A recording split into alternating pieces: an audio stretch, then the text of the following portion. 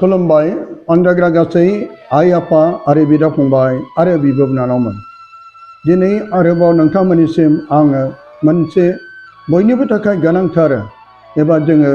मिथिनो एबा सोलोंनो थाखाय गोनांथार बे मोनसे भिडिअखौ नोंथांमोननिसिम आं बे J.P.M एडमिनिस्ट्रेसननिफ्राय लाबोनाय जाबाय। नोंथांमोना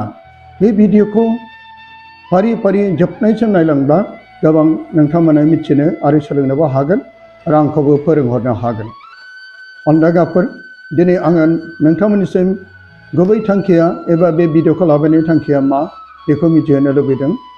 जोंनि धोरोमनि गेजेराव जिखि धोरोमानो जा मानो धोरोम लानाय धोरोम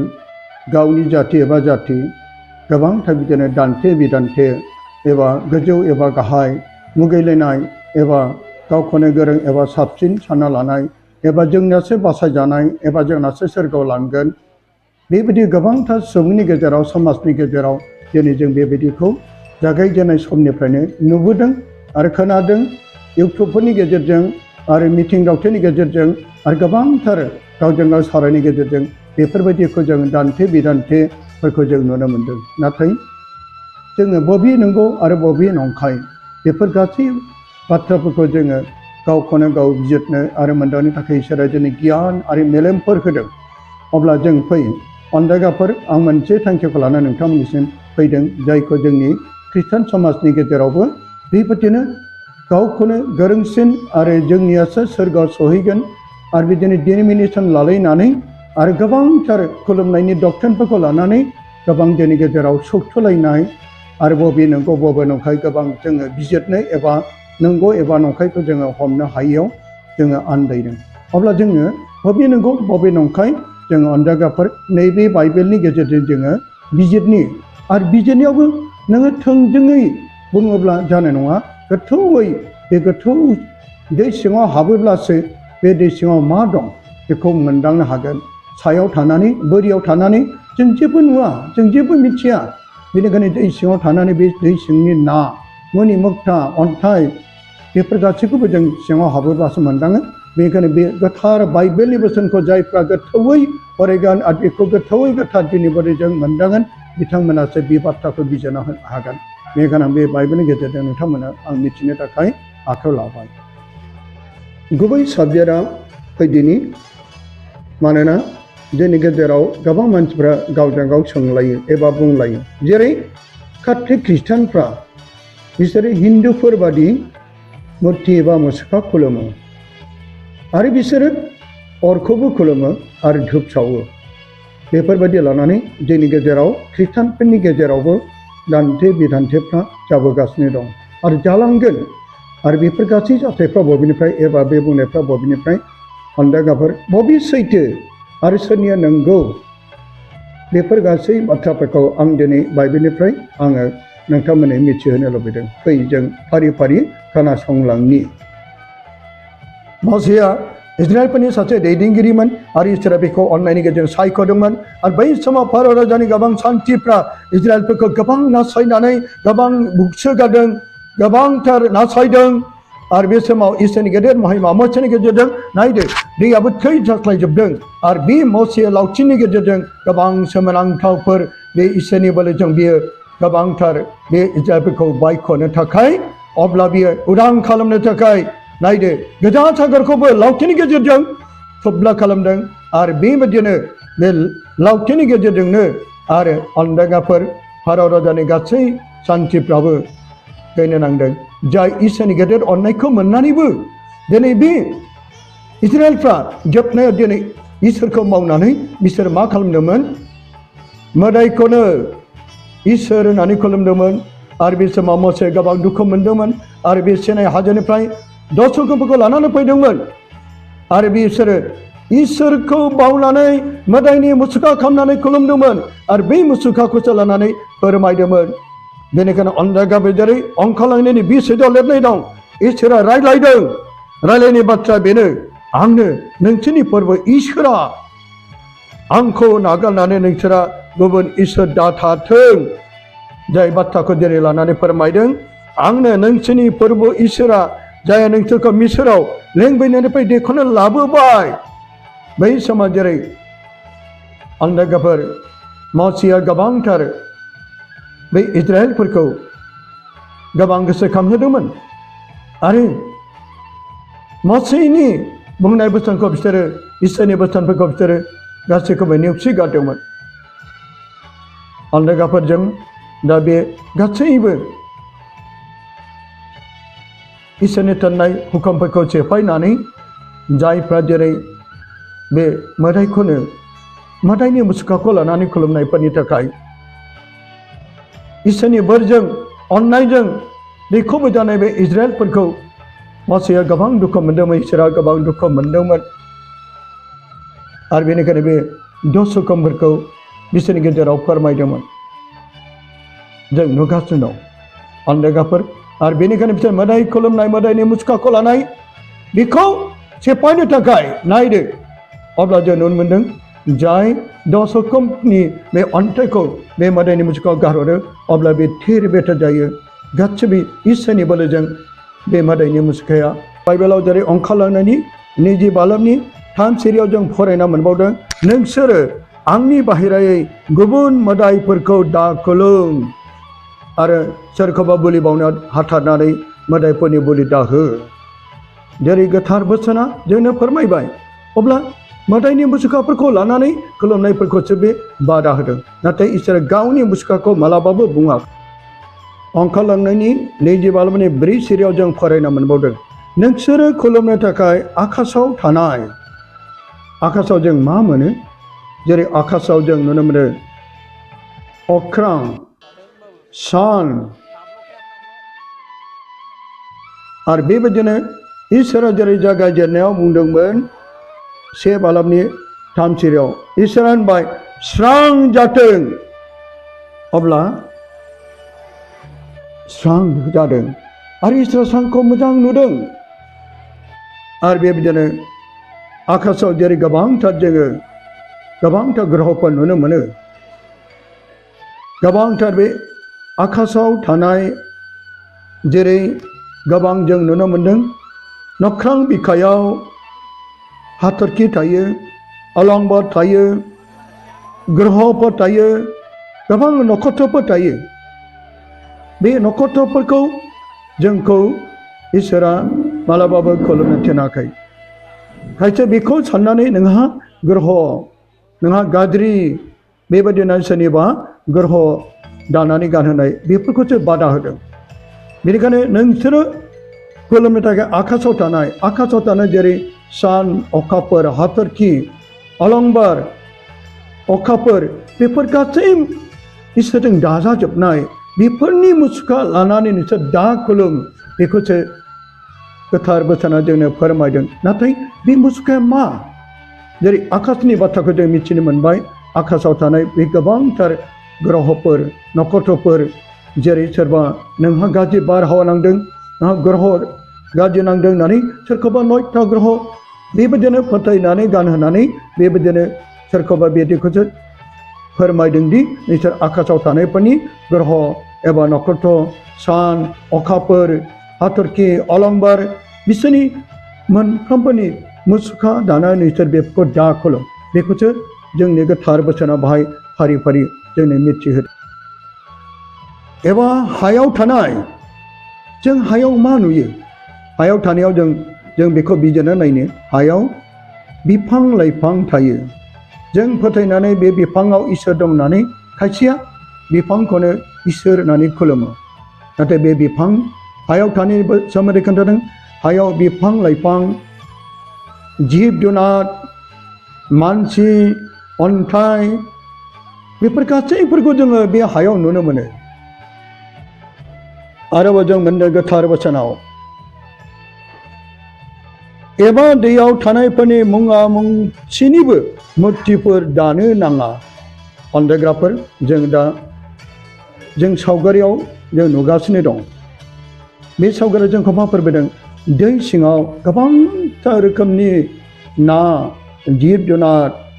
आरो बिफां लाइफां बायदिसिनाफोरखौ जों दै सिङावबो नुयो। बे दैयाव थानायफोरखौ लानानै सोरबा बेखौनो इसोर होननानै खायसे फोथायो, बेखौनो खुलुमो। सोरबा नानि मुसुखा आरो बाहाय थानाय गोलेर, खासेवफोरनि मुसुखा एबा बाहाय दैखौनो इसोर होननानै बेखौनो दै होननानै दैखौनो इसोर होननानै गोबांथार खायसे सुबुंफ्रा बेखौनो मुसुखा खालामनानै खुलुमनायफोरखौसो जेरै बेफ्राव रोखा रोखा मोनफ्रोमबो रोखोमनि नख्रांनि हानि दैनि बेफोर गासैखौबो जेरै गोथार बोसोना बेफोरखौ लानानैसो फोरमायदों नोंसोरो जेरै हायाव थानाय दैयाव थानाय आकाशाव थानाय बेफोर गासैनिबो मुङा मुंथिनि मुर्तिफोर होननायनि ओंथिया मा जों बेखौ गावनो मिथिनो मोनगोन फोरमानि गोबां जोंनि इसोरा सासेल' बयबो मिथिगौ इसोरा सासेल' होनब्ला जाय बे गासैफोरनि जिब जुनार बिफां लाइफांफोरनि एबा दाउसिन दाउलाफोरनि सोरनिबा मुसुखा लानानै बेफोरनि खुलुमनायखौसो अलदागाफोर बाहाय गोथार बोसोना जोंखौ बेफोर मुसुखाफोरखौ लानानै दा खुलुम मानोना इसोरा सासेल' फोरनि ओंथियानो बेनोदि दा अलदागाफोर आरोबाव जों मिथिबावगौ बाइबेलनि गेजेरजों नोंसोरो मुर्तिफोरनि सिगाङाव गंग्लायनो एबा बेफोरखौ फुजिनो नाङा अब्ला अंखालानि बिसयआव जों मिथिनो मोन्दों मुर्तिफोर आरो मुर्तिखौ बेजों जों गावखौ रुजुनि अलदागाफोर जोङो जेरै गोबांथार खायसे मिथिगौ एबा खायसे मिथिया मानोना सिगाङाव इसोरा गावखौ आराधना एबा गावखौ खुलुमनो थाखाय बियो आरपफोरखौ दादोंमोन आरो बे गासै आरपफोरनि मादाव जों मिथिनो मोनो लुसिफारानो बेनि आगदा आखान्थि आरो बांसिन बे पावार एबा सक्तिखौ मोननाय बे लुसिफारामोन नाथाय जोबनायाव बियो लुसिफारा इसोरनिफ्राय गावखौ गेदेर खालामनो लुबैनायाव दिनै बे सानसे समाव इसोरजों बियो होखारजाबाय जों गोथार बाइबेलाव जेरै एजेकिएल नबीनि 28:12-17 सत्रफोराव जों बिनि सोमोन्दै मोनदांनो हायो बेखौ फरायब्ला जों बेखौ नोंथांमोना फरायनानै बुजिनो हागोन आरोबाव नुजा होजानायनि 12:1 सत्रफोराव जाय माइकेल आरो पलजों आरो लुसिफारजों दावहा जानायनि सोमोन्दै मिथिनो मोनगोन जाय दिनै गोथार बोसोना जोंनो मिथिहोबावदों नोंसोरो मुर्तिफोरनि सिगाङाव गंग्लायनो एबा बेफोरखौ फुजिनो नाङा बे मुर्तिफ्रा सोरमोन बे मुर्तिफ्रा जाय लुसिफार बेखौसो फोरमायदों आरो बेजों लोगोसे बे लुसिफारजों लोगोसे गोबांथार बियो सान हर गावजों लोगोसे बे आरपफोरखौ एरै एरै होनानै जोबनायाव बे गावजों गासै 33 कौटि गाज्रि आरपफोरखौ बियो लोगोसे लानानै जोबनायाव बियो माइकेल आरपजों बियो सोरगोनिफ्राय जोख्लाय हरजादों अब्ला बेहायनो जों मोनदांनो मोनबाय जेरै गोथार बोसोरनि जेरै अंखालानि बिसयदा जों फरायनि बालाबाव मानोना आङो इसोरा बुंदों मानोना आङो बयबो नोंसोरनि इसोरा जेंना जुजिनायफोरखौ सेना थानो हाया सोर बेलाय जाय इसोरा जेंना जुजिनाय सोर लुसिफारा जेरै बेजों जेंना जुजिनायखौ फोरमायदों आरो बिनिनो मुसुखाफोरखौ फोरमायदों बियो गावनि मुसुखाखौ मालाबाबो बे बुङाखै मानोना आङो फोरबो नोंसोरनि इसोरा जेंना जुजिनायफोरखौ सैनानै थानो हाया जाया बियो लुसिफारा जेंना जुजिनानै जेरै बियो इसोरनि बेरेखा जाबाय बिसोरनि मुर्तिफोरखौ लानानै नोंसोरो मुसुखा खालामनानै दा खुलुम बेखौ जेरै जोंनि गोथार बोसोना फोरमायदों जाया आंखौ मुगैयो जाया लुसिफारा मुगैबाय आरो बे इसोरखौ मुगैबाय आङो बिसोरखौ साजा होगोन बे साजाया माबायदि बिसोरनि जोलैफोरखौबो फिरिथाम फिरिसिम सैगोन 7 फिरिसिम जाया इसोरखौ सिनायाखै बे लुसिफारखौनो इसोर होननानै खुलुमदों बिसोरबो 7 फिरिसिम सैनांगोन आमफ्राय जाया आंखौ अनो आंनि हुकुमफोरखौ फालियो आङो बिसोरनि सायाव 1000 फिरिसिम आंनि अननायखौ दोनफायगोन अंखाल लांनायनि 20 बालामनि 23 सिरियाव आरोबाव जोंनो बे मुसुखानि सोमोन्दै मिथिदों नोंसोरो गुबुन मोदायफोरनि मुर्तिफोर दानानै आंजों आंनि बिन्दोआव दोनफानो नाङा अब्ला जोङो बे बोसोना मा फोरमायखो जाय जों बिन्दो बानायो जाय बिन्दोआव जोङो जिसुनि मुसुखा दोनो जेरै गोथारफोरनि मुसुखा दोनो मारियामनि मुसुखाफोर दोनो बे मुसुखाफोर दोननायाव सैतानफोरनि एबा मोदायफोरनि मुसुखाफोरखौसो बाहाय हेंथा होदों नोंसोरो गुबुन मोदायफोरनि मुर्तिफोर दानानै आंजों गावजों गावनि मुर्तिजों आंनि बिन्दोआव दोनफानो नाङा अब्ला जेरै बाइबेला जोंनो मा फोरमायखो बेखायनो अनजागाफोर जों फै आरोबाव जों मिथिबावनि बाइबेलाव दंबावना गैया बे मुथिखाखौ गावनिखौ दोनदों ना सोरनिखौ दोननो थिनदों जों बेखौ नायनि अब्ला अनजाग्राफोर बयनिसिमबो आं गोजोननायखौ नोंथांमोननि फोरबो जिसु ख्रिस्टनि मुङै आं नोंथांमोननो अननाय आरो गोजोननायखौ बयनिखौ नाजावबावबाय नोंथांमोननिसिम आरो बैखौबो आं बरायबावो नोंथांमोना दिनै बे भिडिअनि गेजेरजों फोथायनायनि गेजेरजों नोंथांमोना आरोबाव बे भिडिअखौ नायलांगोन आरो फोरबो जिसु ख्रिस्टनि मुङै नोंथांमोननि फोथायनाया आरो बांलांगोन गोबांखौ जों खोनानो मोन्दों खायसे बुङो जिसुनि एबा मारियामनि मुर्तिखौ लानानै काथलिकफ्रा मानो खुलुमो बाइबेलावथ' लिरनाय गैया बे गोबांथार मानसिफोरनि सोंलु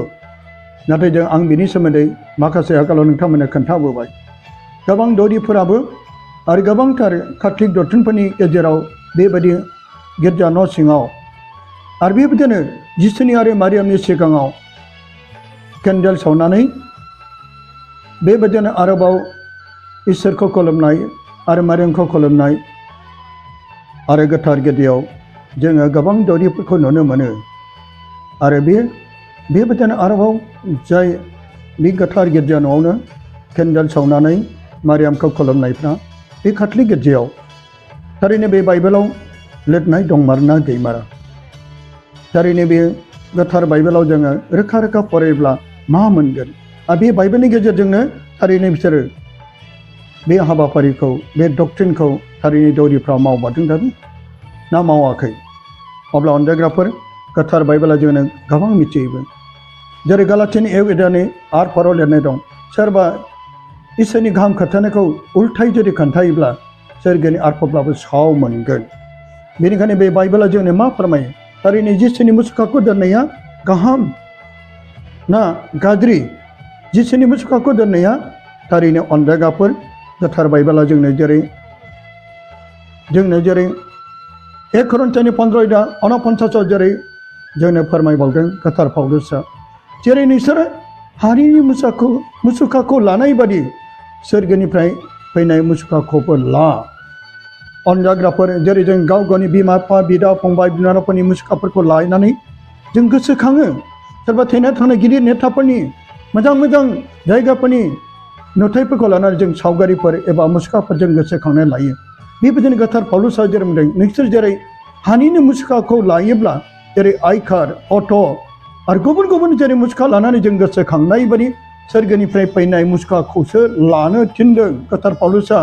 जेरै बे जिसु ख्रिस्ट'आ सोरगोनिफ्राय फैदों आरो सोरगोआवनो थांफिनदों नाथाय जोंनि बे मुसुखाया जों हाजों दाजानाय सुबुंनि मुसुखाया हायाव गोरोबफिनगोन बे हायाव गोरोबफिननाय मुसुखाफोरखौ सोरखौबानो इसोर होननानै दा खुलुम बिसोरनि मुसुखाफोरखौ लाना दा खुलुम सोरखौबा इसोर होननानै दा खुलुम बिफां लाइफांखौ आरो बेबायदिनो गोबां दैदेनगिरि सोरबा जानो हागौ गोबांथार नेताफोर सोरबा फोरोंगिरिफोर बिसोरनि मुसुखाफोरखौ लानानैसो दा खुलुमनानै जेरै नोंसोर हानि मुसुखाखौ लानाय बायदि सोरगोनिफ्राय फैनाय मुसुखाफोरखौ ला जाय फोरबो जिसु ख्रिस्ट'आ सोरगोनिफ्राय बियो सानसे फैदोंमोन आइथामारि गोरबोआव सारि जाफैदोंमोन आरो बेबायदिनो जिसु ख्रिस्ट'आ बियो सोरगोआव थांफिनबाय बिसोरनि मुसुखाखौ लानो गोबां माखासे मानसिफ्रा फोरमायनो नागिरो गोथार बाइबेलनि गेजेरजों जेरै जोङो मेगनजों नुवालासिनो फोथायग्राफ्रा बोर होजाग्रा काथलिक गिर्जाफ्राव नाथाय बे मुसुखाखौ नायनानैसो बिसोर फोथायो काथलिक गिर्जाफ्राव बेखौ नुनानैसो फोथायनानै गोबां माखासे बुंनो नागिरो नाथाय बे बाथ्राजों गोरोबा अनजागाफोर जेरै जाय थमासआ सानसे समाव बियो जिसु ख्रिस्ट'नि सिगां फैनायखौ बे फोथायनो गोब्राब मोनदोंमोन जेरै गोथार दौरिफ्रा बाइबेलनि गेजेरजों गिर्जाफ्राव बानजायो आरो बाइबेलाव जोंनो मिथिहोयो अनजागाफोर नाथाय बे समाव थमासआ बियो फोथायनो गोब्राब मोनदोंमोन जेब्लासो आं बिनि अहेबाव आसिजों बिनि जंजों सुजानाय गाजोल रोजानायफोरखौ आङो आसिजों सोनो मोनागौ मानि आं फोथाया जेब्ला जिसु ख्रिस्ट'आ बेजों नुजायो अब्ला बे समाव बियो जिसुआ बेखौ बुंदों नों गाव आसिखौ आंनि अहेबाव आंनि आखायाव फोलावहर जेब्ला नुयो अब्लासो बे फोथायदों बे समाव बे आंनि फोरबो आंनि इसोर होननानै बे बुंदों आरो बेनिखायनो फोरबो जिसु ख्रिस्ट'आ बुंदों नों आंखौ मेगनजों नुनायखायसो फोथायबाय नाथाय मेगनजों नुवालासिनो फोथायग्राफ्रा बोर होजाग्रा जेरै फोरबो जिसु ख्रिस्ट'आ आरो गोबांथार जोंखौ फोरोंलांदों आरो बै समाव जेरै मसेयाबो अन्डागाफोर बिसान बिजाबाव जों फरायब्ला मोनगोन जाय इजराइलफ्रा मसेनि आरो इसोरनि बेरेखा जादोंमोन आरो बे समाव बिसोरो मसेनि सायाव अन्थाइजों खोबै थानो थाखाय बिसोर सानदोंमोन जोंखौ भुटाननि बे गोरान मारुभूमियाव लाबोबाय जायनि थाखाय बिसोरो मोदायनि मुसुखाफोरखौ खालामनानै बेखौ खुलुमनायाव इसोरा दुखु मोननानै बिसोरनि सायाव रागा जोंनानै बिस गोनां जिबौफोरजों इजराइलफोरखौ सौथारहोदों आरो बे समाव बिसोर गोसो गाबदों गोसो गाबनायाव अब्ला जों मसेनि आरो इसोरनि बेरेखा मावबाय अब्ला मसेया बिसोरनि गोसो गाबनायखौ मिथिनानै बुंबाय इसोरनाव आर'ज खालामबाय आरो इसोरा बिसोरखौ बुंबाय इसोरो जिबौनि मुसुखा फिथलायनि मुसुखा खालामनानै खुलुम अब्ला जायफ्रा बेयाव नायगोन अब्ला बेयो बासायजागोन जिसु ख्रिस्ट'नि बै बासायजानायनि थाखाय जायफ्रा बेनि दिन्दां आलायनायखौ जायफ्रा नायगोन बिसोरबो बे मुगायाव बासायजागोन अब्ला अन्डागाफोर बेखौ गोसोखांनो थाखाय दिनै जों काथलिक गिर्जाफ्रा जिसुआ 2023 बोसोरनि सिगां बे हादराव मानसिनि महरै फैदोंमोन नाथाय बिनि महरखौ जोङो माबायदि मिथिया बियो बै समाव जेरै सावगारि एबा आर्ट खालामग्रा एबा बेखौ आखिग्रा रावबो गैयामोन माने प्रेसफोर गैयामोन नाथाय जेब्ला जिसु ख्रिस्ट'खौ कालबारि हाजोआव गोजौ क्रुसाव जेब्ला लाङो बेखौ दोबथानो थाखाय लाङो बे समाव बेरेनाखा मुंनि सासे आइजोआ बेनो दै लोंनो थाखाय हैदोंमोन नाथाय आर्मिफ्रा बेखौ जोख्लायदों आरो बेनि गोलोमदैयारि थैखौ नुनानै बेनो रुमाल होदोंमोन आरो बे रुमालाव जिसु ख्रिस्ट'नि महरा सिखांदों आरो बिनि बे महरखौ सिखांनायखौ नुनानैसो दिनै बिनि महरा बेबायदि मोनना जों सिनायदों बेनिखायनो जोङो जिसु ख्रिस्ट'खौ गोसोखांनायजों लोगोसे जेरै बाइबेलाव अन्डागाफोर स्रांनि सोमोन्दै जों अंखालानि 27-21 जों मोनो जेरै स्रांनि सोमोन्दै जहननि आरो 12 जेरै मोनदों आंनो संसारनि स्रांनि ओंथिया जादों अन्डागाफोर बे जिसु ख्रिस्ट'खौ फोरमायो जिसु ख्रिस्ट' स्रां बेनि थाखाय जेरै जों केन्डेल लानानै बेनि ओंथिखौ जोबोर केन्डेलखौ अरखौ खुलुमा जहननि 12:36 बियो स्रांनि सोमोन्दै बेखौ फोरमायदों 2 कोरिन्थोनि 4:6 जेरै बे स्रांनि सोमोन्दै जोङो रोखा रोखा फोरमायदों अन्डागाफोर बेनिखायनो जोंनो गोथार बोसोना जोंखौ बेखौ फोरमायदों आरो गोबां साननो हागौ जेरै काथलिकफ्रा मानो हिन्दुफोर बादि धुप सावो अंखालानि 30 बालाब 1-2 जों फरायब्ला मोनगोन 30 बालाब जों जेरै 30 बालाबनि जों फरायनि अन्डागाफोर दुना सावफुंनो थाखाय आखासे दंफां गंसे बिन्दो बानायदो अब्ला जेरै गोथार बाइबेलावबो जेरै दुना सावफुंनि सोमोन्दै जों मोनदों गितफोरनि 141-1-2 जों फरायदों फैदो जों बेखौ जोंनि आर'ज खालामनाय आखाइ दिखांना आर'ज खालामनाया दुनानि समान जाथों फोरबो जिसु ख्रिस्ट'खौ जोङो जेरै अन्डागाफोर नुजाहोनायनि आरो 1-5 दुना लावनानै जेब्ला सोरगोनि आरफआव जेब्ला बेखौ दुना लानानै बेखौ खुलुमदोंमोन अन्डागाफोर आरो बे जेब्ला बे समाव जेरै लुकासनि 28 जोङो बे समावबो जोङो माखासे स्रांनि सोमोन्दै जों मोनबावनो हादों आरो लुकासनि 5:11 जाय समाव जेरै जाकारिया दुना लानानै जेब्ला आर'ज खालामो सोरगोनि आरफआव बिजों नुजादों आरो बिनि आर'ज खालामनायजों लोगोसे सोरगोआव सहैदों बेनिखायनो दिनै गोथार बाइबेलाव पुराना नियम आरो नतन नियमावबो जोङो गोबां रोखा रोखा मोननो हायो अन्डागाफोर बेनिखायनो जों फैयो फोरबो जिसु ख्रिस्ट'नियाव जोंनि बे बोसोना जोंनो मा फोरमायदों मानोना जेरै जों गोबां मानसिफ्रा गोबां गावजों गाव सोरबा बेबायदिनो दुनानि सोमोन्दै सोरबा अरनि सोमोन्दै सोरबा मुसुखाफोरनि सोमोन्दै गोबां गावजोंनि गेजेराव दान्थे बिदान्थे जानायखौ जों नुनो मोनो नाथाय बाइबेलखौ जों मोजाङै बिजिरदो मोजाङै फरायदो अब्ला जों गासैबो बे सखसलायनायफ्रा गोजान जागोन आरो जों गावजों गाव खौसे अनलायनानै बाइबेलनि गेजेरजों जिउ दायोब्ला बे इसोरनि रायजोखौ मोनगोन बाइबेलासो जोंखौ इसोरनि रायजोआव मोजां रायजोआव दिखांना लांगोन नाथाय नों गावजों गाव मानसिनि फोरोंनायजों सोरनिबा फोरोंनायजों जोङो नङा बे बाइबेलासो जोंखौ नोंखौ फोरमायगोन बेनिखायनो जों मोजाङै बाइबेलखौ फराय मोजाङै बिजिर फरायनानैल' नङा नाथाय मोजाङै बिजिरनानै जों जिउ दायोब्ला अनजाग्राफोर थारैनो जों बे बिफानि रायजोखौ जों मोननो हागोन जों बाइबेलखौ फै जों मोजां स्टाडि खालामनि बाइबेलखौ जों मोजां फरायनि मोजाङै बिजिरनि आरो बिजिरनानै जों गासै बिदा फंबायफोरनो जों मोजां फोरमायना होनि गोजोन